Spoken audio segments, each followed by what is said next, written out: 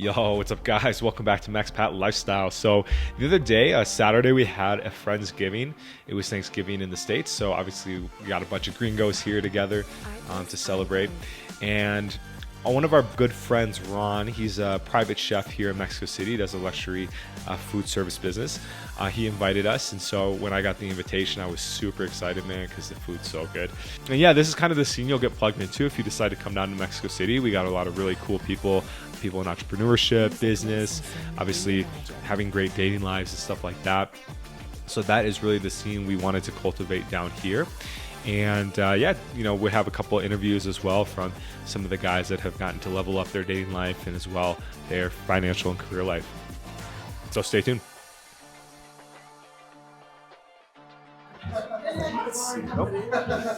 All right, guys, we're back with Ron, the host of the party. So let's go. So I met Ron about a year and a half ago when I met Amir. So you were his chef, and you actually have a catering business here in Mexico City. Is that? It's more like a luxury events business where we send personal chefs to your house and we do like private events. So it's a little bit like more extravagant than catering. Okay. Well, yeah. That's how much I know about this business. Yeah. But all I know is you've had a few dinners, and I've gotten to come to them. Yeah. Guys, if you come down to Mexico City, you might get to taste his cooking, and I'll tell you that, like, oh my God, so Thank good, you. man. I appreciate that, man. You're welcome, man. Yeah. And I appreciate you inviting me tonight. So Ron hosted the Friendsgiving dinner here. It's winding down. It's about 12:30. But, you know, Ron, when I met you, we were talking a little bit about your dating life and how wasn't quite where you wanted to be. Yeah. You were trying here and there. You had lost a bunch of weight, which is incredible. Yeah, So share I a little bit about your Absolutely, I'd love to actually. Thank you. I was like 400 pounds actually. Ready? Okay. I was like 400 pounds actually, and then so I started really to like get out there more and like really find out like more about the dating game and more about myself also. And I heard about like what Joel was doing with his partner, and it intrigued me. But I really appreciate like the free value he gave on his YouTube channel. So I did like that attached to some other things that I tried really helped me. And it really gave me the motivation to try to like meet people and go up to them in person. You know, I did the apps, and the apps are okay, but it's really like it's just really good to go up to people in person. Like women respect it more, and not a lot of men are doing that. So it's just like a good point to be able to stand apart. So I saw that what Joel was doing, and honestly, in the beginning, when I like first saw that, I kind of just like, it's like, not for me, and there's no value I can get here. But I kept on watching the videos, and I realized I learned a lot from it, and it helped me like just watching the videos that he provided on YouTube for free helped me, and among other things, but also it just helped me like move past my anxiety that I have and like and it really helped me to see other successful people and like people like super successful getting like value from Joel's services. So just that alone, I could just like really I really could see the value in it and see that like it's just about getting past the mental block and like doing the fucking thing. Yeah. So I did the thing and I kept on doing it and did like exposure therapy on my own. And it's really fucking helpful. Just go out and try. It doesn't matter. The point is like you're gonna die someday, and you don't want to die like, oh, I should have done this, I should have done that. No, just fucking do it. Who cares? You'll probably never see these people again in your life if it doesn't work out. And I don't know, like I don't think Joel really understands the value that he's brought to my life.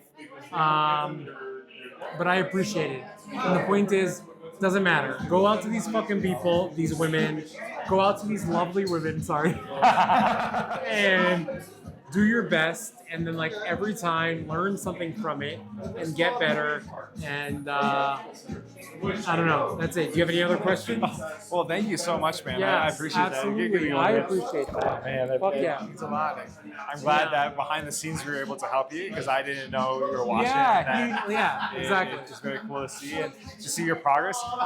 You know, what do you think was, as you did more exposure therapy per se, what do you think was the difference now between that first version of Ron that couldn't go up and say hi to a girl and was so nervous and all that? What do you think kind of switched for you? I think it was a matter of like what helped me with your channel is like seeing other people do it with the same problem, and you wouldn't think they'd have this problem, and then like seeing them do it and then saying like, okay, if they can do it and they are like have more anxiety than I do, then I can certainly do it. And then like once I did it a few times, I got some rejection, I got some no's, and then I got some fucking yeses, right? Yeah. And like most people, I think like you're good at something and like it's transferable. So once you realize like it's just a matter of getting a skill to get better at, then you take advantage of that and you get better at it. And I think that I'm just really appreciative of it, and have this much personality when I'm not drinking as well. You know what I mean? And like be able to summon this like get past social anxiety when I'm not drinking as well. And to see like Joel do it and like have no fucking problem is really a nice thing as well, to be honest. Yeah. Yes, Rod, thank you for having me to this party, and thank you for hosting. And if you are a guy that is looking to really start to create a life here in Mexico City, which is what we both were, we highly recommend that you come check Mexico City out. We're here to support you. We're here to meet you. I'm from New York City, and like Mexico City is awesome. I love it. It really allowed me a place to grow and get a lot of the same things I get in New York City, but here in Mexico City, and a lot of the different community of people who are really, especially men, who are like empowered and doing things for themselves and believing in themselves and like helping each other believe in things they wouldn't normally be doing. You know what I mean? So I appreciate that, and I appreciate you, Joel. Thank you. Thank you, brother. Thank you, man. Yeah. And Mexico City is a place that you think could be a life-changing experience for you. Definitely fill out the application down below for a chance to work with us personally. We'll meet face-to-face on a Zoom and really be able to understand what you're struggling with and what you're really looking to build here in Mexico City, or wherever you are. Some people, we do work with people online, and then of course come on down, meet guys like Ron. We go to dinners once a week. We have these cool little fiestas, and there's just a lot of cool people, like-minded people, men that are looking to motivate themselves and improve their life. And that's the kind of guys we want to be surrounding ourselves with. Yeah. Also building that great dating life. Ron, you have a girl that you're seeing seriously now. I have a girlfriend. Yeah. And, I think both you and I, maybe 5 years ago, it was just a facade. It was something. I think so too. I was in like relationships and I was accepting like any love anybody gave me. Yeah. And now I'm like more choosing. You know what I mean? I'm like picking the person I want to be with. So that's a really nice place to be. And even if it doesn't work out, it's like I know that I'm fine. You know what I mean? Yeah. Like I know that I'm in a good place. But just like Joel said, the best thing about living here is just being surrounded by like-minded people who are not afraid to take a little bit of risk. And everybody that I've met recently is like looking to move themselves forward. So that's always a good move, Amen. Amen, brother. Well, signing off. Till next one, guys. Yeah. See you next time. Peace. Yo, what's up, guys? I'm here with Adam. We're here in Mexico City. We're at a little shindig with our friend. He's a cook here. And so Adam has been dating his girlfriend for about 1.5 years now. And I was really fascinated by that because I think a lot of you guys, you want to come down here, meet a girl, meet a Mexican woman, Colombian, whatever, and have a long-term relationship. That's what you guys are really struggling with in the West. So Adam, what is probably the biggest piece of advice you would give to somebody, and maybe something that you've learned throughout your relationship? I don't know if this is advice anybody wants to hear. It's going to sound really cliche, but what's really helped me in our relationship is just listening, being open, being responsive. When taking your ego out of it, don't keep score. Don't hold things you're gonna have fights, you're gonna have arguments. You talk about them, don't let them fester. Just bring it up when it's appropriate. But yeah, it's kind of like a little cliche, a little typical stuff. But again, like just like the listening and just admitting that okay, well, your way of doing things is what you're used to, how you grew up. My girlfriend and we grew up on opposite sides of the planet. We come from very different backgrounds. So there's going to be a learning curve. It's going to take time. But, listen, work the problems, figure things out together, and be open to making small changes in your own life to accommodate somebody else. Dude, that's incredible. And I've been in a relationship now for about 6 months. And so it's getting to that part where the honeymoon phase is kind of wearing off. And we've had some moments where we've had to have different conversations. Now, something I worry about is like, are we having too many? Like, how do you cadence like when you need to talk about stuff? Or is it just more like, hey, here's an issue, we're just going to address it. Doesn't matter how many, doesn't matter how many. I'm more of like a nip it in the bud kind of person, but I think she is too. And when we as the relationship progresses, you get a feel for, okay, my partner she's behaving this way. She says nothing's wrong, but like I feel like we're like 1 to 3 hours away from having a conversation. You know what I mean? But I mean that's a part of, and I'm the same way too. Sometimes I'm like, yeah, something's bugging me, but I need to figure out what I want to say, how I want to say it. You know what I mean? Yeah. Because you don't want to say the wrong thing. You don't want to like send somebody down the wrong path. So again, like recognizing, and by the way, I'm in this for like the long haul, so I'm expecting that there's gonna be issues. There's gonna be things that pop up for the next half decade, and then some, right?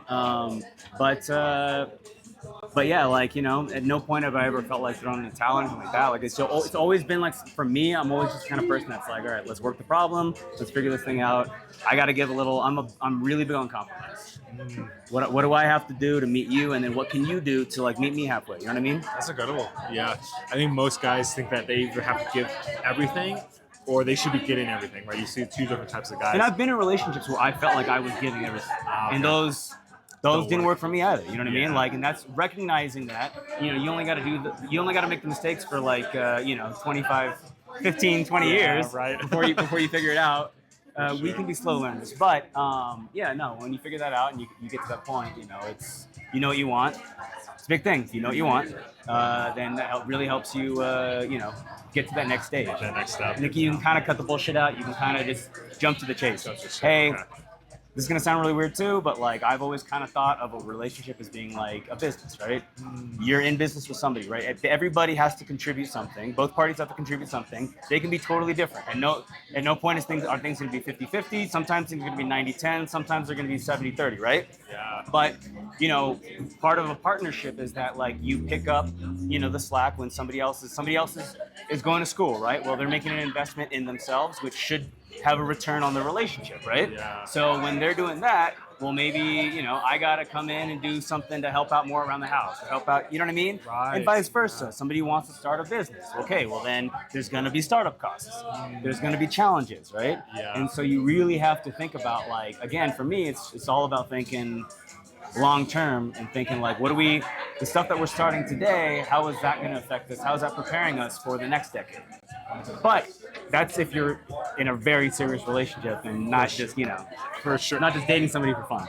And that's what a lot of guys that work with us want. They want that girlfriend because they're either tired of like just sleeping around a bunch, or they're guys that never really enjoy that aspect of dating, just the hookup culture.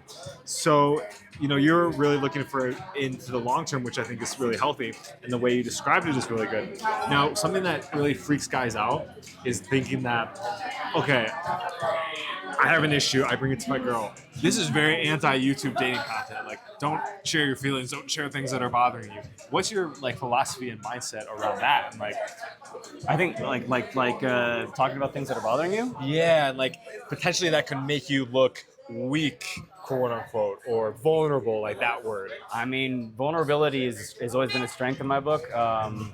I don't consider that. I think the weakest thing you can do, the most pathetic thing you can do, is try to sweep it under the rug and just try to be avoidant. Confronting things head on is the best way, I think, the fastest way to get any results. So it just depends. Like, are you about the results or are you about the process? If you're about the process, then maybe you want to save face or whatever. Maybe that's something that means something to you. But if you're about the result, like that's what I just, if I'm having an issue, like I don't want to dwell on it and let it fester for weeks or months or even days. Like I just want to like nip in the bud and move on with my life. I love it, man. That's the new masculinity that's coming on board. Is like just it's okay to talk about shit and like be open and vulnerable and use that word. Now, last question for you. You've been dating a year and a half.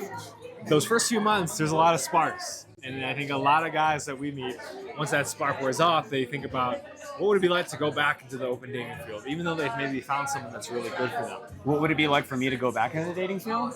Not you particularly, but a lot of guys think about that. And because of that mindset, they maybe have a great person for them, but they don't really see it through.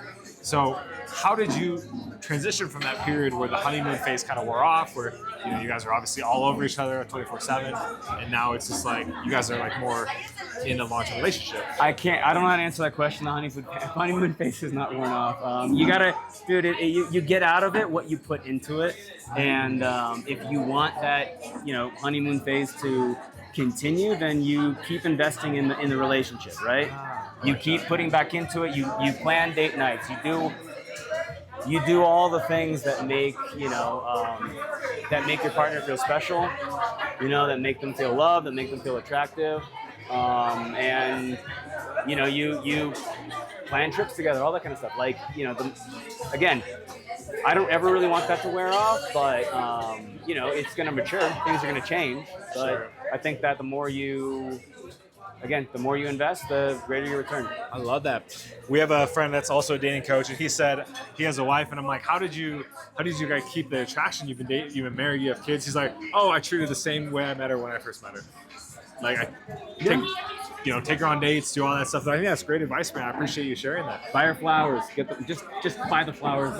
They're not Just buy the flowers. They're not expensive. Just do it. Nice. And it makes like the little things where you can put in. You don't have to put in all the effort in the world, but it makes a big impact for the other person, right? Okay. Like those are areas. I'm not saying that focus all your energy there, but I'm just saying there's a lot of things that you can do that are like minimal effort that will make a big impression. And just continue doing that on and on and on, and like they'll keep thinking like, oh my god, it's like day one. Yeah, I love that, man. So, my friend, you have your own business. You're an entrepreneur here in Mexico City. Where, one, can people find you? Tell a little bit about what you do. I run a company called Adam Michael Weddings. We do primarily weddings in Los Angeles, and we're expanding into destinations in Mexico. We do some things on the East Coast as well. I'm originally from San Francisco, so there's some business up there. But just a visual media company, photography, videography, corporate events, all that kind of stuff. So whatever you need, just find me at AdamMichaelWeddings.com. I'm sorry, what? How about your new YouTube channel? Where can people find you? Yeah, you can find me at youtube.com/AdamMichaelWeddings. We need some subscribers, so please please follow me. Everyone on expat, go subscribe. And awesome, man. Thank you for coming on the channel, and definitely put your shout out on the channel. I appreciate it. Good meeting you. Yeah, likewise. How you doing?